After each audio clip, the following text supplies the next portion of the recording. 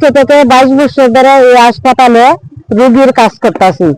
মানে আমরা এই হসপিটালে আশেপাশে অনেকের খুব অসুস্থ। আমরা মহিলারা তো শুধু ভর্তি পারো না। আমরা 22 বছর ধরে কাজ করতেছি, শুধু রোগীর কাজ করি। রোগী স্নান করানি, ভাত খাওয়ানি, বাথরুমে করানি, সবকিছু আমরা রোগীর কাজ করি। আমরা হসপিটালে কোনো মেডিসিনও দেই না, ওষুধ দেই না। ডাক্তারের চিকিৎসা, তারা ডাক্তারের চিকিৎসা করতেছে পেশেন্টের। আমরা শুধু বাড়ির লোক হিসাবে আমরা রোগীর সেবা যত্ন করি।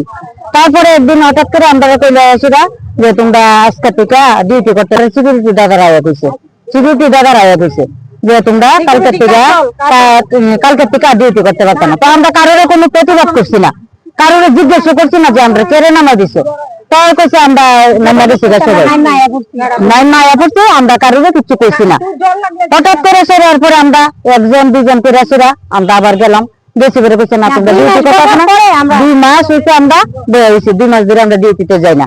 তারপরে একদিন আমার রিলেটিভ আছে, ফোন করছে, আমি রিলেটিভের কাছে 2 রাত্রে রেখে দিছি। কালকে আমরা আইছি, আমরা আর পারতাছি না। আমরা ঘরে বাচ্চারা আছে, কেউ পড়াশোনা করাতেছি, কেউ কলেজে পড়তেছে, সবাই স্বামী অসুস্থ। আমার স্বামী একজন স্ট্রোক করা পেশেন্ট ঘরের মধ্যে, আমি ওষুধ বেরি ঠিক মতো খাওয়াইতে পারতাছি না।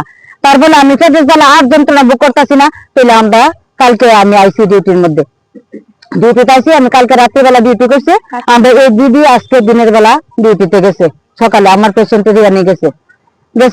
এরপরে দিদিরা তারা না করছে, ডিউটি করতে পারত না।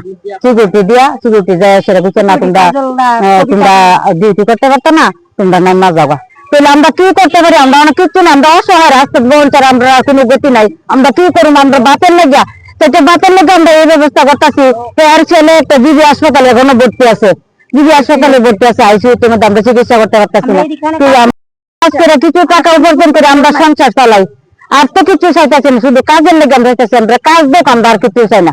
কাজ দিলে আমরা পেশেন্ট পাঠিয়ে টাকা দেয়, আমরা তো হসপিটালের থেকে আমরা টাকা চাই না, হসপিটাল থেকে আমরা টাকা দেয়। আমরা শুধু পেশেন্টের সেবা যত্ন করে পেশেন্ট পাঠিয়ে আমরা টাকা দেয়, এই টাকা উপার্জন করে আমরা সংসার চালাই, আর তো কিছু না। এদের মধ্যে আমরা দিতেছে না। আমরা 140 জন আছি।